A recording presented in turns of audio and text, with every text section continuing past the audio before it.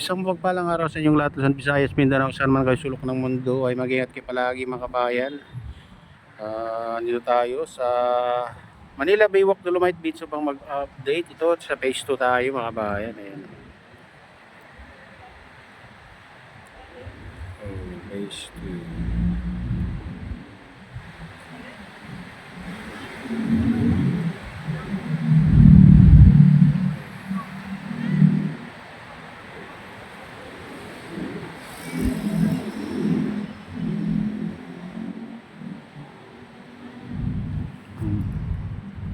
Ayun, may nakalagay dito sa bangka nila mga kabayan, Manila Bay Rehabilitation Program. Ito pala yung ginagamit nila dito. Ayan. Oo.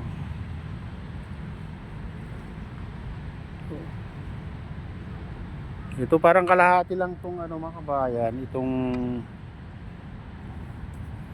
phase 2 saka phase 1. Ito yung pinaka parang kalahati ito. May harang dito. Ito Mandamos Office. Ayan.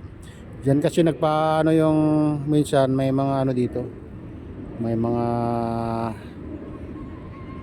palaro dito mga kabayan, yung mga dragon boat. Pabilisan ng sagwan yun sila. Inahon nila yung kanina. Bangka nila mga kabayan.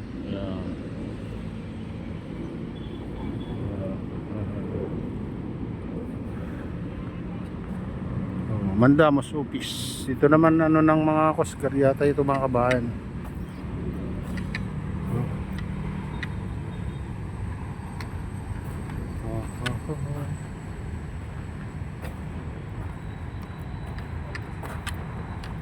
Dito walang halo yung mga kabayan, walang halong gradation dito. Ang ganda nung ang ganda nung yung Dolomite sand dito mga kabayan, kasi hindi pa nahahaluan ito banda.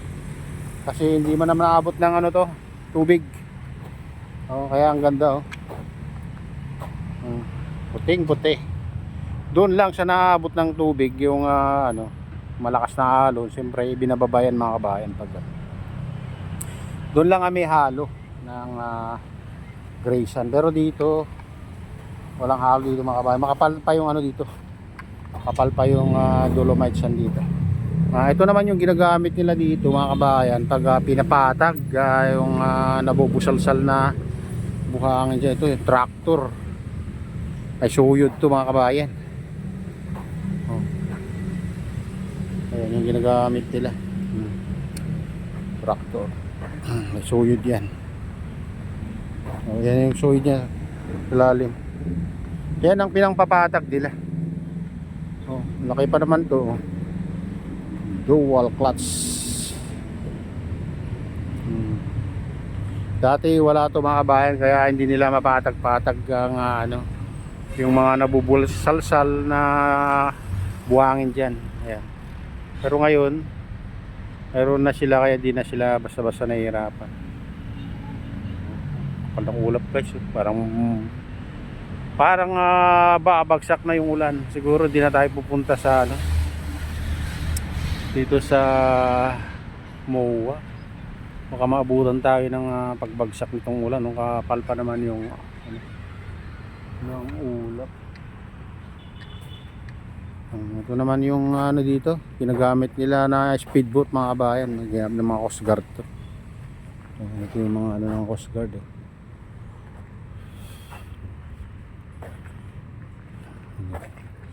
speedboat. Bilis to mga kabayan, kahit ganyan lit lang yung ilisin niya, pero lumilipad ito. Enduro.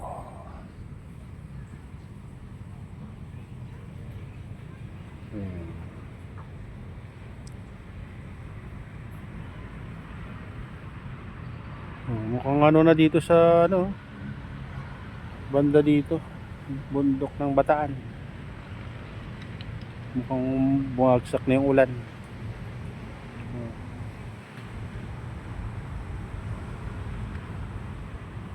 Ayan guys.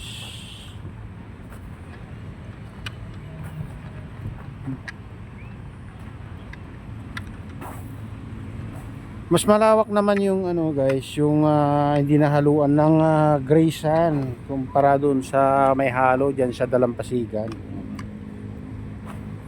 Tingnan niyo naman yung ganda niya. Magandang tignan, malinis. Walang kalat, walang basura. Siguro kung hindi sila nagigpit dito mga kabayan ay maraming kinakalat yung mga ibang namamasyal.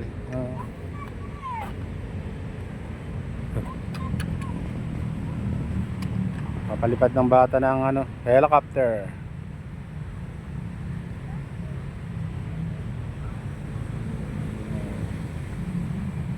Ito yung pipe.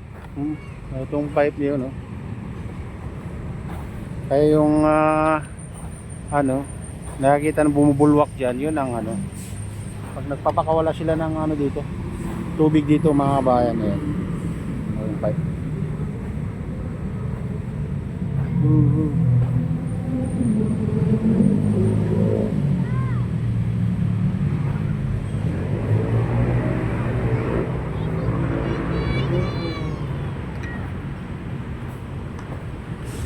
Tuwang-tuwa yung mga batang naglalaro.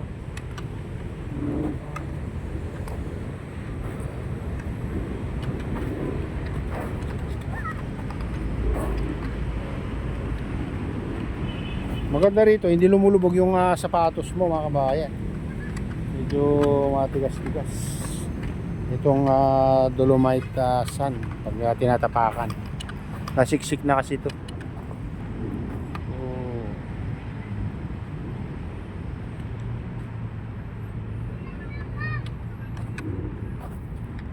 Yung mga kababayan natin. Ayan mga kabayan, ito na yung latest update dito sa Manila Baywalk Dolomite Beach. At shout out nga pala sa lahat ng OFW, mga immigrants sa ibang bansa. Shout sa inyong lahat, shout din sa lahat ng vloggers, shout din sa lahat ng sumusuporta sa aking YouTube channel. Ayan, shout din sa lahat ng viewers, mga nag-like, silent subscribers, sa these viewers. Mega loud shout out sa inyong lahat mga idol. Shout din kay mga Kuya Iyo, kay Ate Lynn, kay Kuya Rick, sa aking misis. Sa utol ko dyan sa naluluway ng Sinestrola. Ayan, shout sa inyong lahat. Shout din kay Ma'am Casey Dam. Ayan, kay Freddy. Ayan, shout out sa inyong lahat mga idol. Shout din sa RJP Biker, sa Golden Bikada, at sa Golden Bikers, at sa Gubang Bikada. Ayan, shout out sa inyong lahat mga idol.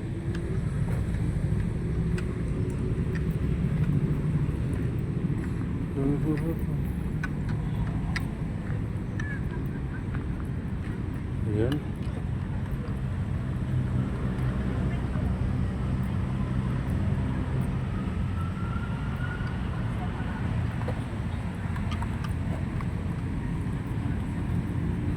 At pagpalain na ng Diyos at ingat kayo palagi. God bless us all. Bye.